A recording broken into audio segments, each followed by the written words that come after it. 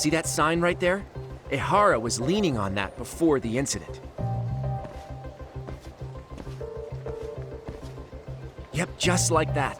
He was standing around searching for a victim. Ihara's the man in the cap and sunglasses.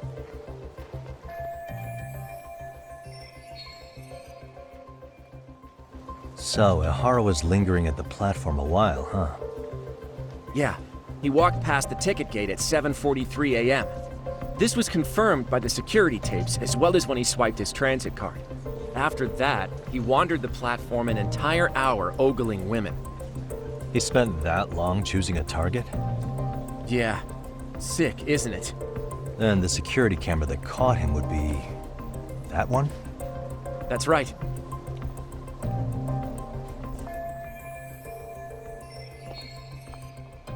Anyhow, at 9:06 a.m., Ihara finally honed in on his would-be victim. Then he boarded her train, which was departing for Shinjuku.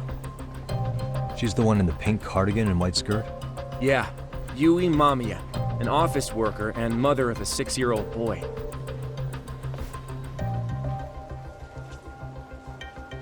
The two of them show up on the train's interior cam as well. According to the victim's statement, Ihara began by rubbing her posterior with the back of his hand. But it didn't stop there. After that, he put his hand up her skirt. Pretty sickening.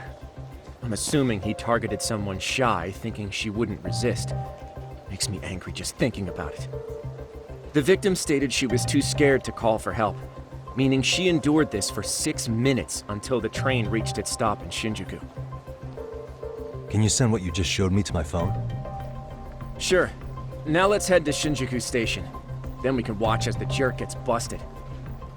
Even if we did defend him in court, an asshole's still an asshole.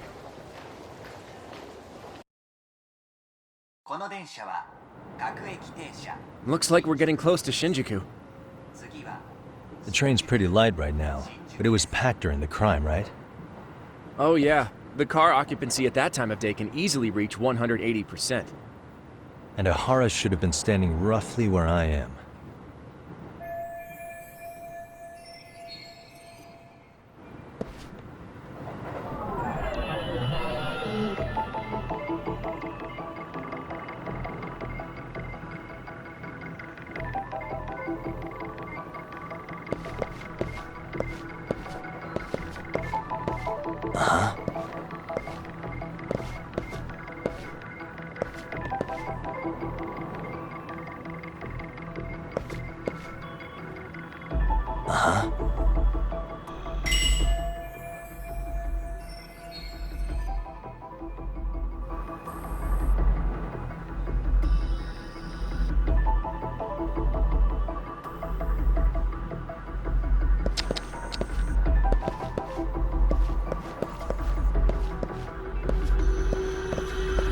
Hey.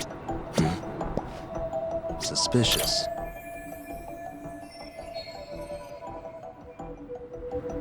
Hey.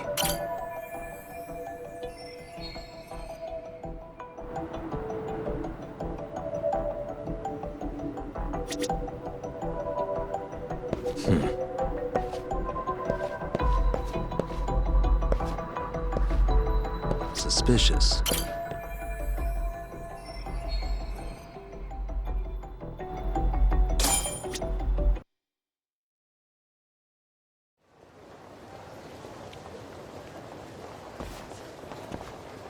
Ihara and Mamiya-san both exited the train and got onto the platform here. But right before that, Mamiya-san suddenly grabbed Ihara's wrist and yanked his hand out from under her skirt. That's when she got a good look at her assailant. So without a doubt, she saw it was him. Yes, and there were also traces of her garments on his hand during evidence analysis. Anyway, after being grabbed, Ihara wrenched himself free and took off at a sprint.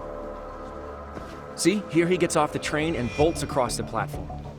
And Mamiya-san chases after him, asking people around her for help. Ah, this is what they kept looping on TV. Yeah. And honestly, with all this evidentiary footage, defending him in court was a lost cause. Was there any security footage that wasn't aired on TV? Sure, take a look around you. There's more than just one camera pointed at us. They're practically everywhere. Oh, yeah. As for what I was saying earlier, Ihara was finally tackled right in front of those stairs. Oh, right. I have a diagram of the platform to show you. So Ihara gets off the train here, and then gets apprehended here. How far apart is that? Roughly 100 meters. Both he and the victim were weaving their way through the crowd. The whole scene was very chaotic. Even after Ihara was caught, the train was stalled 20 minutes until the area was deemed safe. Hey, you think we could get the positions of all these cameras and where they're pointing penciled in? Good idea. Let's check each camera's position as we walk over to where Ihara was detained. That's where he got tackled, so if you could let me know whenever you see a camera. I can mock it up on our diagram here.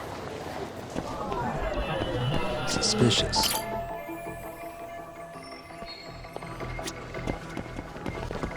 Hey.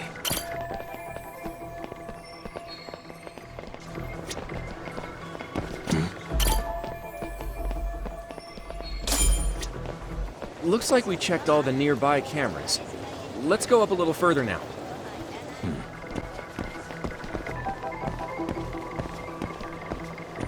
What the? Okay, looks like we got all the cameras. Our diagram is now complete.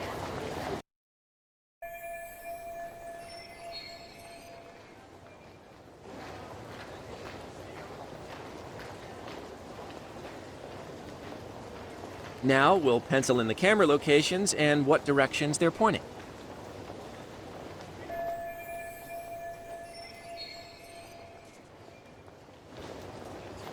Hey.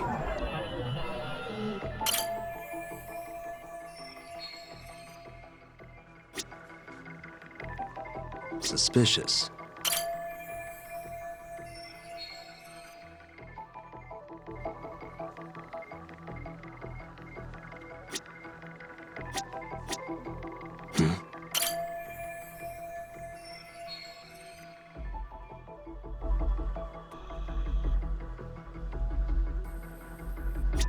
Suspicious.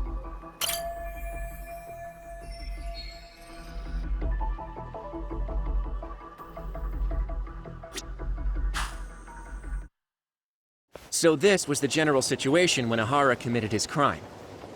What do you think, Yagami-san? Anything of note? Do you think Ihara and Mamiya-san were riding the train pretty frequently? Oh yeah, Mamiya-san commuted by train. She was here every weekday.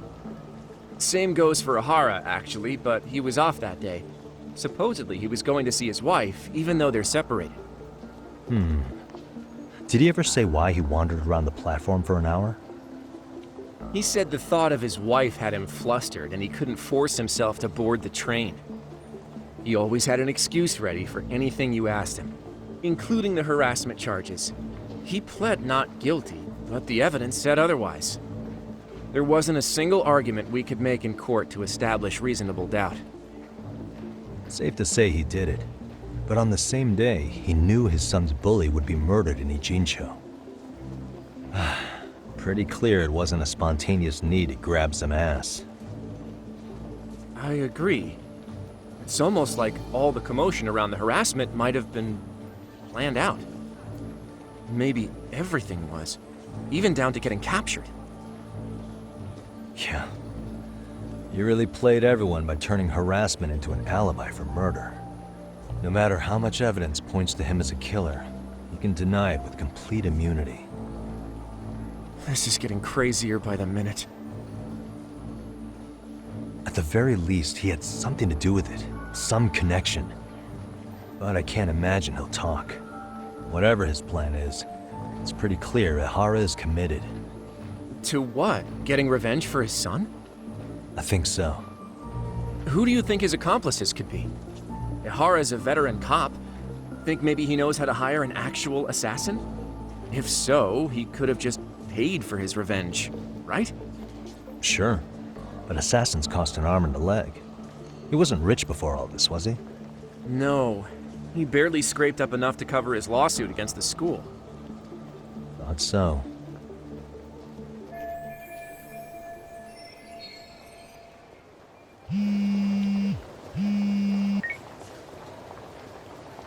Hey, it's Shiosaki. What's up, Sari-san? I'm scheduling an interview with Ahara tomorrow at the Tokyo Detention Center. We'll take a taxi from Genda's if that all works for you. Sounds good, but I need to head back to Ijincho for now. Something you forgot to do? Yeah, it involves Ahara's motive, which would be without a doubt his son's suicide. So I want to confirm if Mikoshiba really bullied the kid, and the best person to ask happens to be down in Ijincho. All right, then I'll let you get to it. Cool, then I'll see you tomorrow.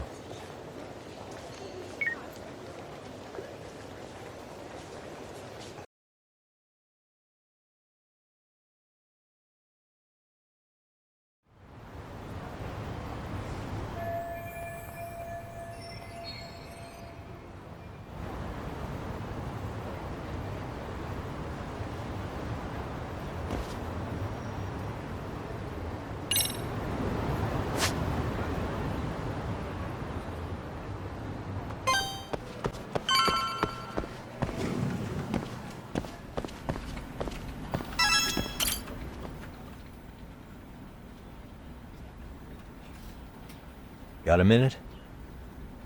No, not for you. I really have nothing more to say. What if I told you it's looking more and more likely Ihara-san had a hand in Mikoshiba's death? Well, it doesn't concern me. Ihara-san believes Mikoshiba tormented Toshiro-kun so badly that he took his own life. But neither the third-party investigation nor the courts were on his side. So what's the truth here? You know, don't you? What really happened between Mikoshiba and Toshiro-kun? Why won't you tell me the truth? Why do you keep asking? I said I don't know! I'm going to the detention center tomorrow to get some answers out of Ihara-san. What? I saw where Mikoshiba was murdered. He endured no shortage of cruelty before he died. They tortured him, you know. They broke all his fingers before they slit his throat. No.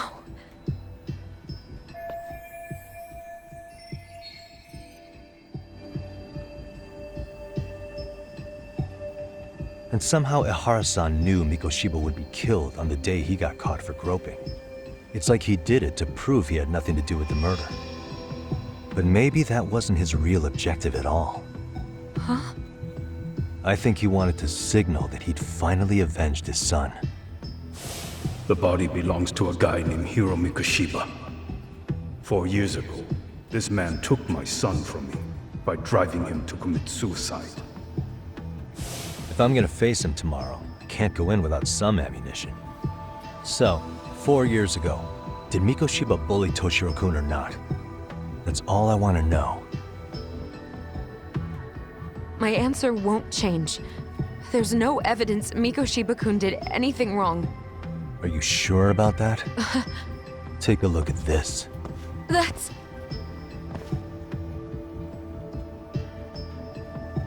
Toshiro Ihara, your student. Imagine that he's listening to what you're saying now. If you can look at him and say Mikoshiba played no part in his death, I'll leave you alone.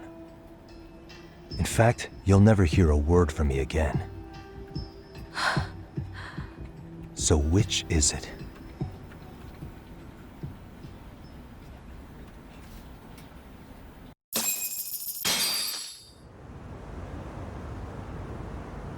"4 years ago, not long after I'd transferred here to teach English. That's when it started. I was trying my best to get acclimated, and I was finally on a first-name basis with everyone. One day, after school, I was out on the roof taking a break, when Toshiro-kun suddenly ran by. I called out to him to ask what was wrong, but he shushed me and kept running. I saw he had a bloody nose. Moments later, Mikoshiba-kun showed up. He was looking for him. I told him I hadn't seen him. Toshiro-kun's face told me everything I needed to know. So Mikoshiba was bullying him after all. Yes. Toshiro-kun told me this later on. Whenever he'd leave school with Mikoshiba-kun and his friends, they'd force him to hand over money. At first, they'd try to pass it off as a joke. They said since he lowered the class average on tests, he ought to buy them all drinks as an apology. And Mikoshiba-kun, he was having too much fun with it to stop. He started offering tutoring sessions to Toshiro-kun, only so he and his crew could extract their tuition from him. They'd even break into his house while his mother was at work and take the money she left him for dinner. And if he couldn't pay, they'd beat him up at school or make him grovel in the bathroom. Didn't anybody see what was really happening? The teachers either saw nothing or turned a blind eye. Few students knew about it, though. Anyway, I ended up relaying everything Toshiro-kun had told me to those boys' homeroom teacher. Mind you, this teacher had tenure, title, and years of experience under his belt. Do you know what he told me? He said not to cause a commotion because those boys were about to graduate. Why does that not surprise me? To be honest, it was hard to paint such an outwardly model student in a negative light. There was also no hard evidence to support Toshiro-kun's story. But someone still should have stepped in to help. If only I'd understood that at the time. You tried.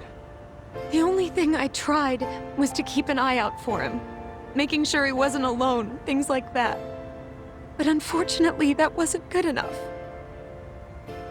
On the first morning of the 3rd trimester, Toshiro-kun tied a towel to his doorknob and hung himself in his room. And that's when you confronted Mikoshiba, right? You asked him point blank if he'd bullied him. I did.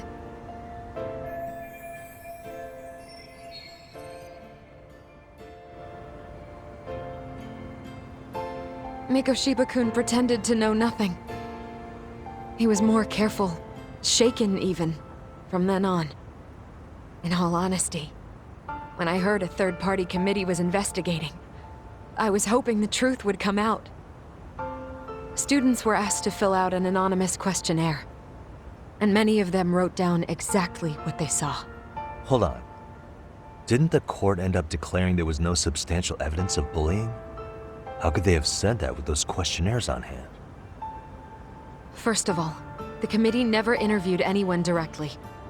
Those questionnaires were the only proof of anything.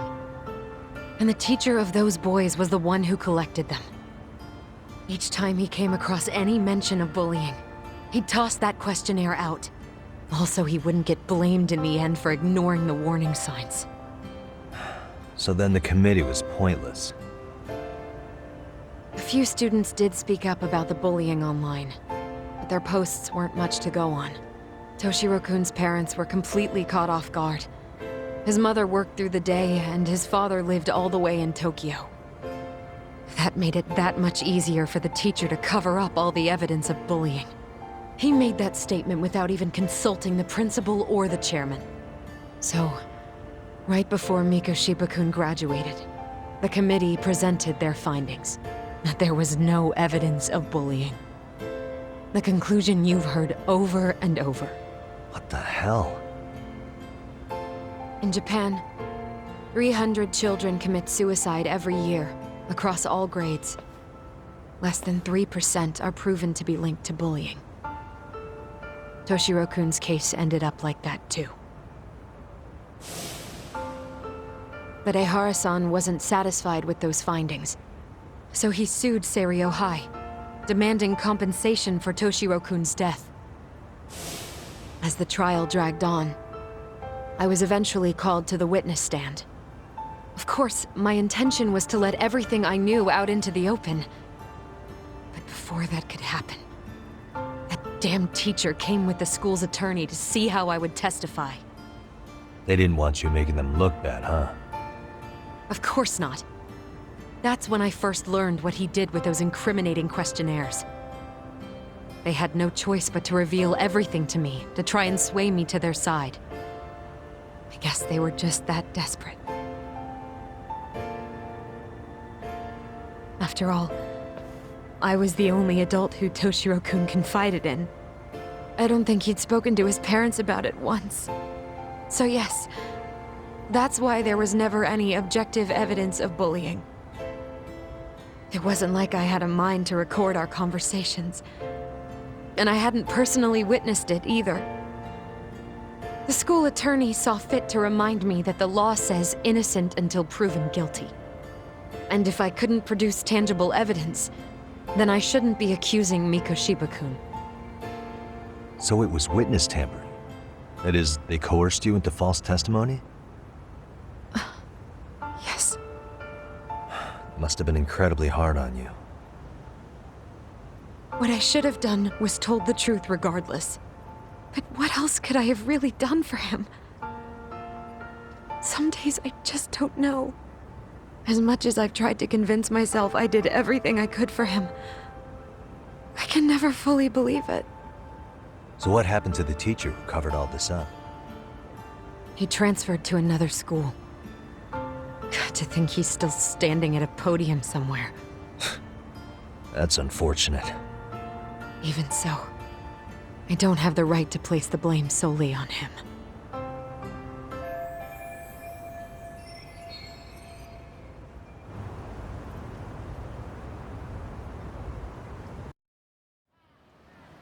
Maybe, but in that case, Mikoshiba's bullying of Toshiro, or those questionnaires getting discarded. Have you ever told anyone else? No. I've been silent. Yagami-san, you know what? Back when I was a student in high school, I witnessed bullying firsthand. There was this kid. My classmates pushed him too far.